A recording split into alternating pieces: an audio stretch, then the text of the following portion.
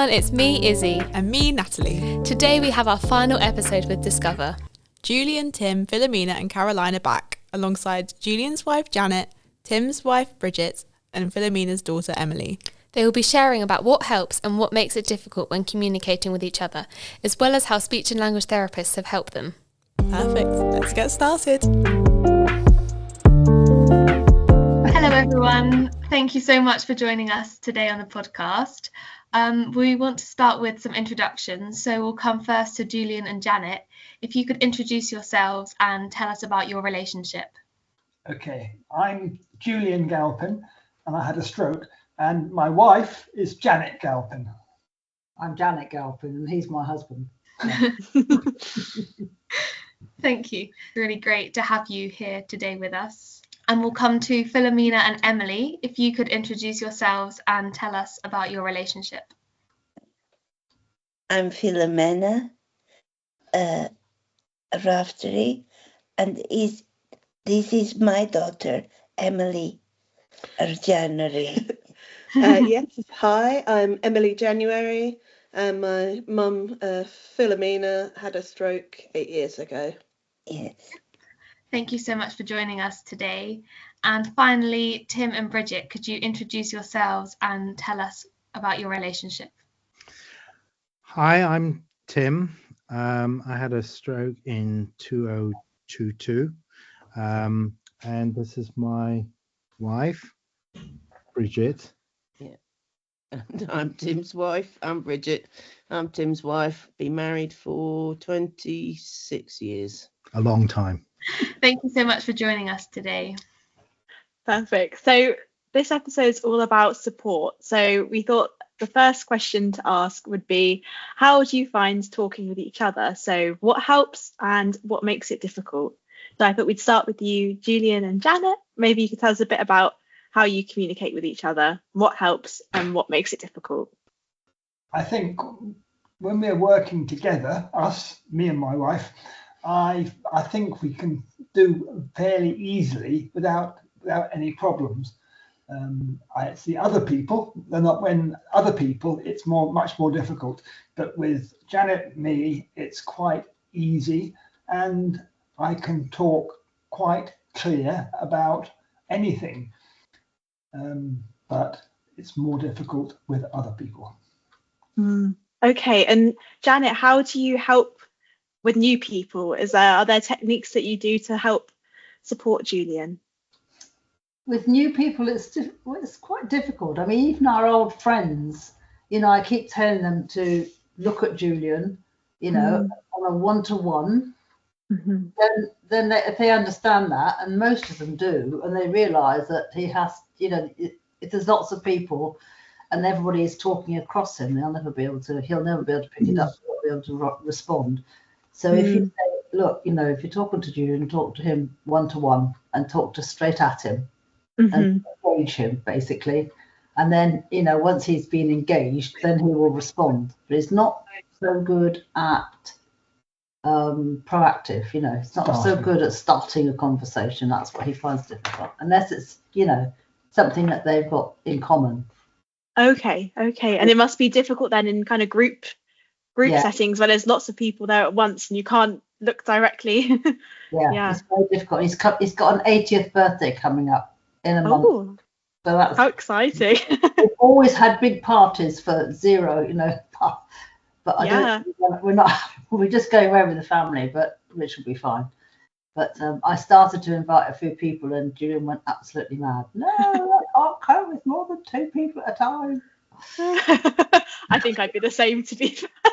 I'm a bit of a party animal, but that's nothing very new about that, to be honest. But actually, can I speak? Of course.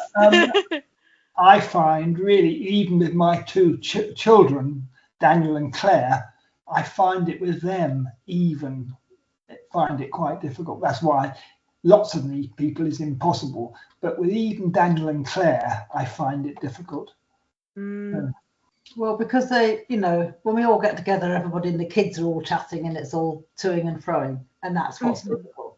But Julian has to take the plunge, and sometimes he does. When we go to a party of friends in the Ilkley, And he was amazing, wasn't he? He just sort of took it for some reason. He just started chatting to this guy, and this guy was responding. They didn't know very well, and he was in a very good mood.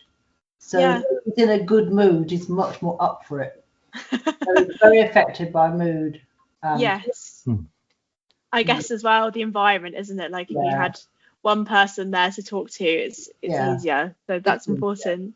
Thank you. That's great. And I'll come to you, Filomena and Emily, next. So how do you find talking with each other, and what helps and what makes it difficult? After my stroke, I for a year, more or less, I was difficult to talk, and but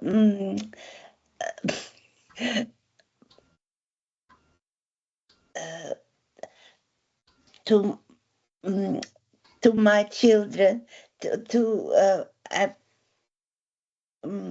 Emily, and Anna. I sometimes get I don't find the words, and rather than letting me speak at my pace, they are trying to finish my sentences, and I don't like that, because my brain doesn't work like that anymore. And I feel confused. What is it she asked me about? 2 questions at a time? No. 3 questions at a time? I'll go. Yeah. I think we used to communicate. People would watch us talking, me and Mum and my sister, and they say, I don't know how you follow anything, because you're all just talking over each other. Everyone's talking at the same time, and yet you seem to know what each other are saying. And so it was a big adjustment to learn how to actually, slow down a bit. And I have ADHD, which can make it difficult for me to resist that impulse to jump in, especially if I'm tired or something like that. So sometimes I still don't manage, but we've gotten a lot better, and I've gotten better at watching Mum's non-verbal signals, because it can be hard to tell whether you want me to jump in with a word or you don't. And I misread it less often. Sometimes I think you want me to jump in, but only if I'm saying the right word. If it's the wrong word, then it's no use. It's worse than not having, tried, because then I distract you with the wrong word. Yes. What signals do you look out for to know when to jump in and when not? If Mark looks at me, sometimes she'll move her hand in a circular motion, but that could also be sort of directed to herself. So I need to see if it feels like she's, using her hands to sort of bring the words to her own mind or to encourage me. You might nod at me sometimes. Yes, and how much it seems like Mum's sort of searching in her own mind as opposed to reaching out to me to help. Yes, that makes sense. It's tricky, isn't it? Because it's almost a natural response when you're having a conversation with someone, that if there's a gap, you want to just fill it, don't you, to try and sort of repair the conversation. So it's learning to sort of move away from that, isn't it, and allow the time, like you said, and the space to speak. That's great. Thank you so much. And finally, Tim and Bridget, I'd love to hear about how you find talking with each other. So what helps and what makes it difficult? Wow. Initially, it was difficult, very difficult, because I knew what I wanted to say and Bridget sometimes, she didn't know if I should prompt, if you should prompt, yes, or not, and I got frustrated. So sometimes I would just stop doing things because I found it was difficult. But now it's much better now. So things like what Bridget has done for to prompt me. So I'm better to sort of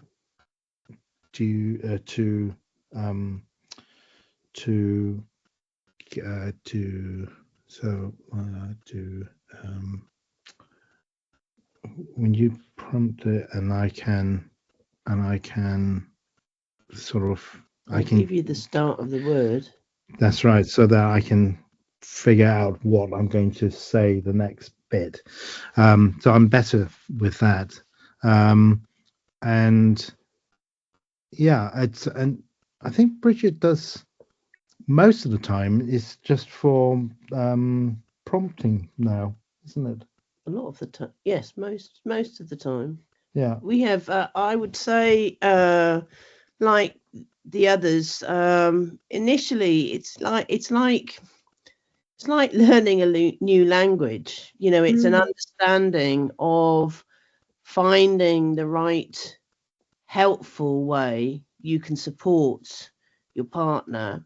With Tim's verbal skills, he was lucky. He was quite good initially to start with, but like everyone else with aphasia, he had his struggles.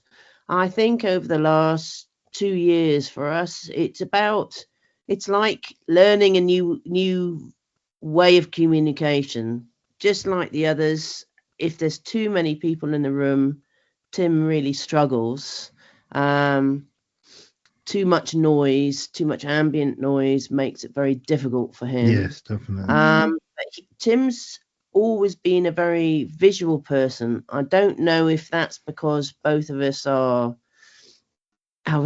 shouldn't say it, but old musicians, and whether we're used to more visual prompts.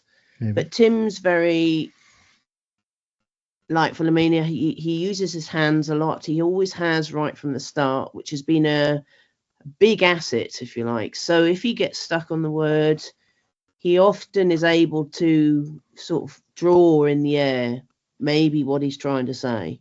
And we've now got to the point where, generally speaking, so long as I'm still patient enough, and that is the biggest struggle sometimes, lack of patience, or, you're tired, whatever. But we are at the point now where, generally speaking, Tim just needs the beginning of a word, just literally the start. And usually he'll find the word that he's looking for. But again, that all deteriorates according to tiredness, stress, situation. I would say the 2 years has been an interesting path of almost learning a new language that means Tim's able to speak with me. But like all the others, in different situations, if Tim gets stressed, if he's unsure of his surroundings, it can all go to pot. Thank you so much, everyone. I feel like it's been really interesting to hear that it's been a learning process actually for both of you, learning not just the person with aphasia, so learning about patience, how to adapt the environment. So no, thank you so much for sharing that. And we'd love to find out from all of you how speech and language therapy has helped. So Julian and Janet, could you tell us how speech and language therapists have helped you? So both Julian in hospital and also when you left hospital. When I was in hospital, I could not read anything. But initially, I when I got better, I did quite well talking to people. But of course, it was the second time stroke which has made it much worse, because I had a second stroke before. And this time I found it much more difficult. And I find a lot more than it was before. And one of the things I find is it's when I'm under stress. Recently, the computer went wrong. Oh, no. A friend of mine had to rebuild the operating system, and that during that time, my talking was very bad, and stress was all to do with huge stress. And it now it's working okay, and I'm a lot better than I was. So it's so to do with stress. If I'm under stress, I'm in really bad, and so that's an improvement. Yeah. What else? I'm sorry. What other questions have we gone about? I think I've got Of course, one. I can't read anything very much, apart from occasionally a restaurant. I can understand what the food is, just about, but that's a real restriction for me. But of course, I can use a radio, read the radio on my headphones, and that has been a huge support for me, because if I didn't have that, I would be in a terrible state. If not, I always like reading books, and it's not the same with the computer. It's talking on here is not quite the same as reading a book, but it is pretty good. Yeah. And when you were in hospital, did you see a speech and language therapist? Yeah, can I answer that? Because Julian doesn't have a very huge memory of the first stroke, which was 9 years ago. And we were in, where is it? I can't remember. Anyway, it doesn't matter. And they put him in touch with the speech therapists and the occupational therapists, and all these groups all set up a sort of program. And they were quite good. It was a horrible hospital, horrible nursing staff. I mean, it was awful. But he then within 5 days, he was moved to Charing Cross. So then it started again. So you got another lot of people, and of course they put all the stuff in, and they can't really do anything until they can only start it. But I suppose that's what's important. And when we got to Charing Cross, then Julian went to Clay Ponds, which is a rehabilitation place near us, and they were amazing. They were, but they had got all the information from the hospital, so it was followed through. So it wasn't as if it was started and stopped. So everything was sort of followed through, and so much of it dependent on the nursing and how they were all treating them on. And Charing Cross, they were amazing. And so was Clay Ponds. And then for a year after that, he had didn't need physical problems, because he had no physical problems at all. It was all aphasia, but he couldn't read, write, do numbers or anything, or sit on the computer. So all that, I mean, he's come a long way. I can't tell you how far he's come, but he doesn't believe it. Still doesn't believe it. I mean, he was worked with computers. That was his job. And not to be able to, set up and write his software and all that sort of stuff was absolutely devastating. Yeah, it's amazing to hear how speech and language therapy helps so much, but also it's hard when actually speech and language therapy is still limited, and there are still a lot of things that are really important to you, Julian, and that you used to spend a lot of time doing that were not able to do even after having therapy. But they have a year, but you see, that's why Discover's so good, because Discover does it forever. And that's what you need. You can't just do, because as soon as you stop doing it, we had loads of materials given to us to do, and things that I could do, and things that but it was really hard. They can't afford to do it forever. I suppose that's the trouble. But Discover just absolutely filled that gap, and that was our lifesaver. That's amazing. So did you start going to Discover quite Straight early on.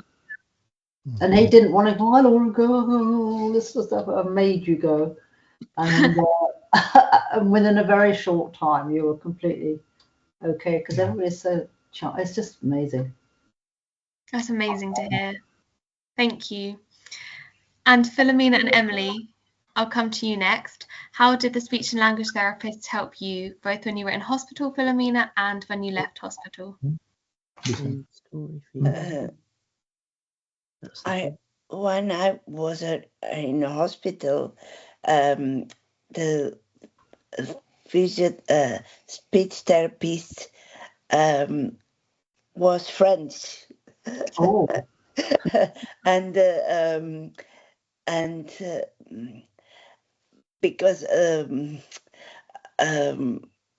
was very easy for me to she gave me exercises. I couldn't say only a few words, and every day for 4 months she come to me to do to touch place to say touch base. Oh, touch place. touch base. and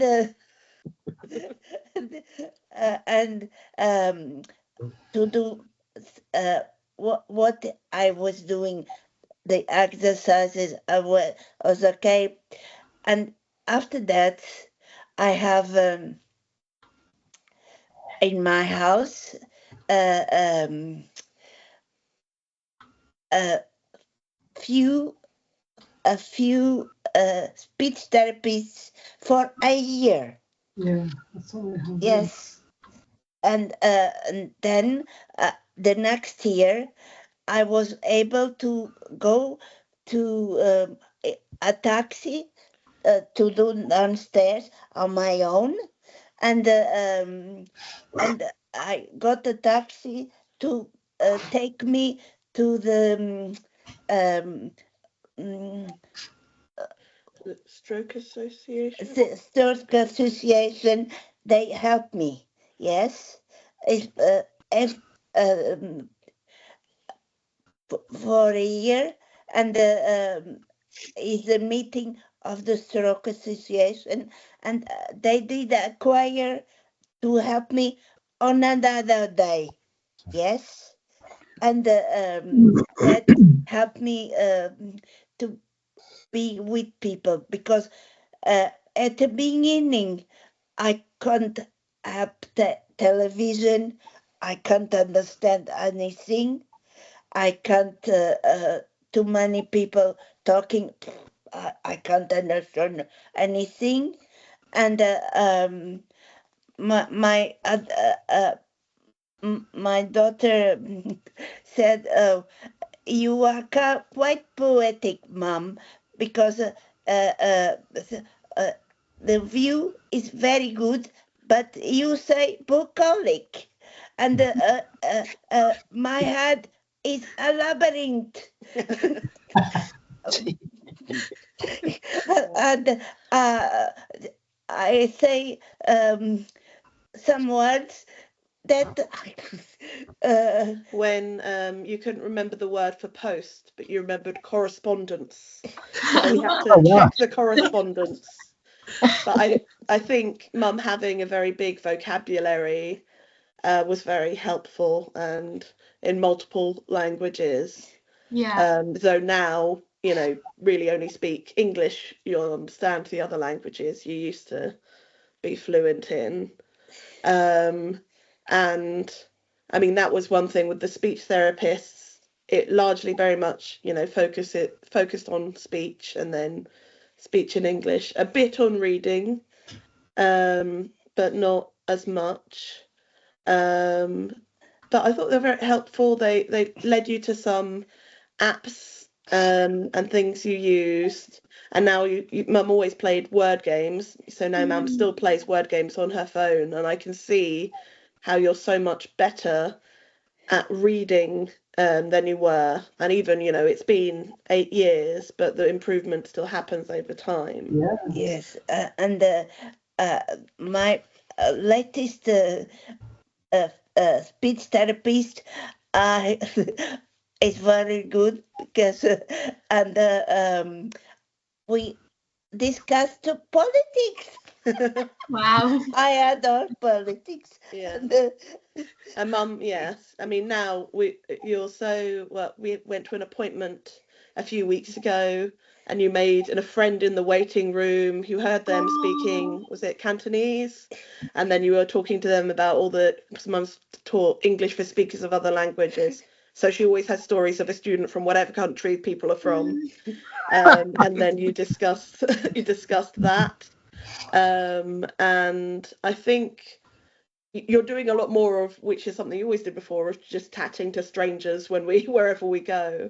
And I think Discover's really helped with the confidence for that. yes. We discovered Discover by chance, and that was quite a few years after the stroke, Yes. about nearly 7 years. And I found out about it by chance because I met a volunteer, and I sent Mum the link, and you called them by the next day. Yes. And set up immediately, and I couldn't have imagined. And even after just a few months after, we did have a big party for your birthday, and I think you were a lot more confident there talking to people than you would have been before you had that Yes. group.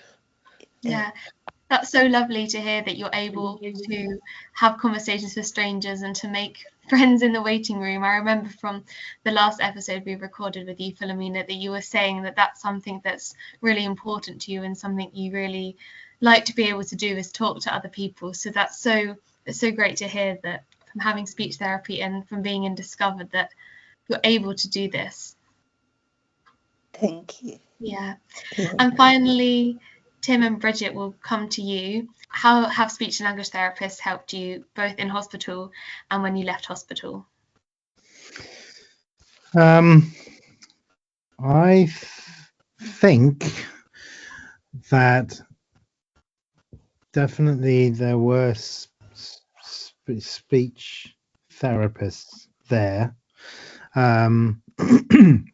But I think initially I was a bit not rude, but I was a bit. You were rude. I was. Rude. I was apparently. Rude. And I was basically saying, of course I can do this. You know, there's no problem. And of course, that was the opposite completely. And it took a few days, didn't it, for me to actually realize that being asked, before the simple things like which one has the banana and which has the blue one or whatever. And I remember saying, this is child stuff, and I should be better than that. But it only took a few days, I suppose, when I realized I have to think about everything again. And when we got back for home, we had the therapist, but who it was, can't remember her name. Helen. And so she started to help, but at some point she said that there was a company, or not company, a group, which is for Discover,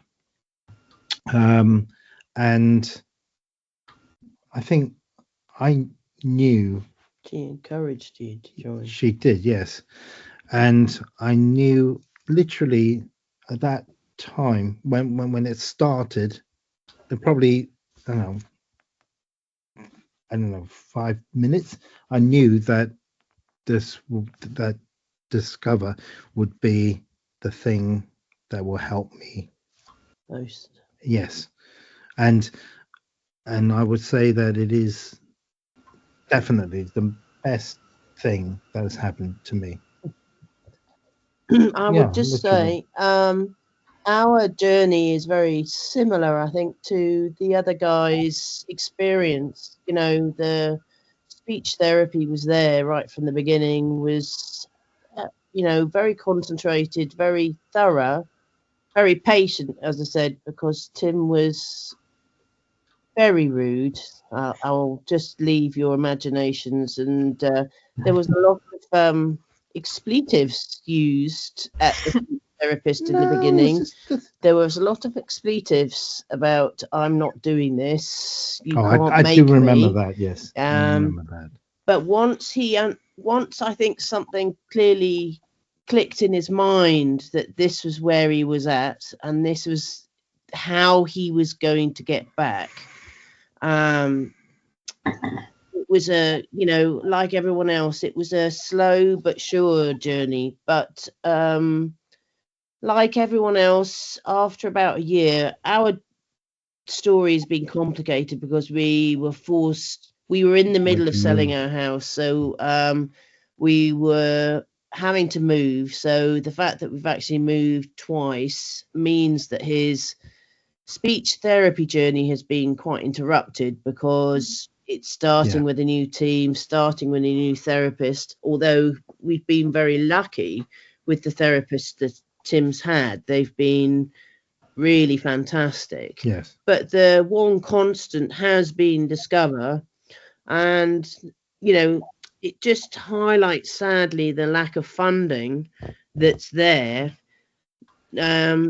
You know, and the lack of, you know, through the lack of funding, the lack of support and the lack of ongoing support that is missing with the NHS, with the speech therapy, that, you know, as everyone else has said, the journey, you know, through speech difficulties is an ongoing one and will be forever. And that, unfortunately, you know, the NHS goes to a point and then that's that.